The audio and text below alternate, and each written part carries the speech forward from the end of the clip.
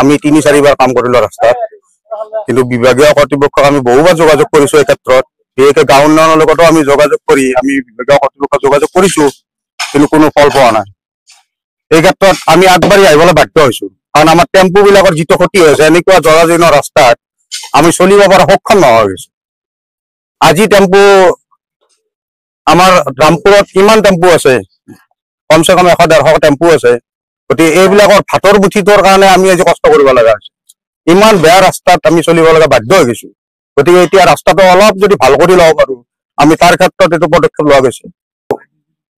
আমি যোগাযোগ যোৱা বছৰো কৰিছিলো, আমি বিভাগীয় কৰ্তৃপক্ষলৈ বহুবাৰ যোগাযোগ কৰি কিন্তু বিফল হ'ব লগা হৈছে। গতিকে আমি আশা কৰো আমাৰ যাতে তেখেতসকলে আমাক অলপ চকু মেলি চাই আমাৰ ফালে, কাৰণ আমাৰ পেটৰ ভাতৰ কাৰণে যিখিনি কষ্ট কৰি আছো আমি, সেই ক্ষেত্ৰত যদি আমাৰ ফালে অলপ চকু মেলি চাই, আমি বিভাগীয় কৰ্তৃপক্ষক বাৰ বাৰ কাতৰ অনুৰোধ জনাইছো।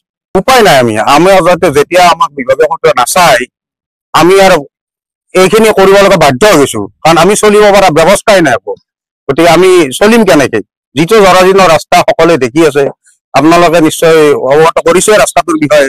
গতিকে এই ৰাস্তাত চলিব লগা তাৰমানে পৰিস্থিতিয়ে নাই। এনেকুৱা পৰিস্থিতিত আমি আৰু বাধ্য হৈ গৈছো, এই ৰাস্তাৰ আমি নিজে কাম কৰিব লগা হৈছে।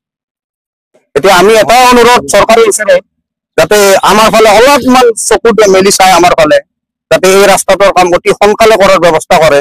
আজি আমাৰতো ইমান বছৰে আজি ৰাস্তাটো অচল অৱস্থাত আছিল। আজি সেই ক্ষেত্ৰত ডাম্পুৰ টেম্পু সন্থাই নিজৰ পেটৰ ভাতমুঠিৰ কাৰণে চিন্তা নকৰে, ডাম্পুৰ পথৰ কাৰণে যি চিন্তা কৰে তাৰ কাৰণে আমি সহযোগ কৰিব লাগে ডাম্পুৰবাসী ৰাইজে।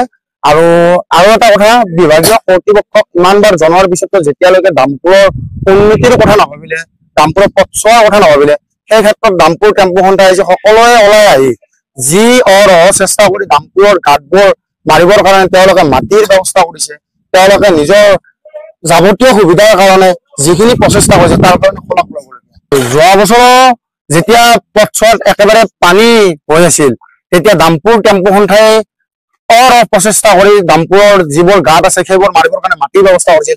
তাৰ ক্ষেত্ৰতো সেই মাটি পথছোৱা পেলোৱাৰ পিছতো বিভাগীয় কৰ্তৃপক্ষক যেতিয়া জনোৱা হৈছিল, তাৰ পিছতো কোনো ব্যৱস্থা নলোৱাত আজি মাটিবোৰ যেতিয়া বৰষুণৰ পানী পৰি কেনে দ ঘাটৰ সৃষ্টি হৈছে, সঘনাই দুৰ্ঘটনাৰ সৃষ্টি হ'ব ধৰিছে, সেই ক্ষেত্ৰত যেতিয়া তেওঁলোকে আমি দেখিলো, আমি দেখি কেনে সেই ক্ষেত্ৰত আগবাঢ়ি কেনে আজি আকৌ এবাৰ মাটিৰ ব্যৱস্থা কৰিছো, যাতে দ ঘাটবোৰ আমি মাৰি দিব পাৰো, লগতে দুৰ্ঘটনাৰ পৰা ৰক্ষা কৰিব পাৰো।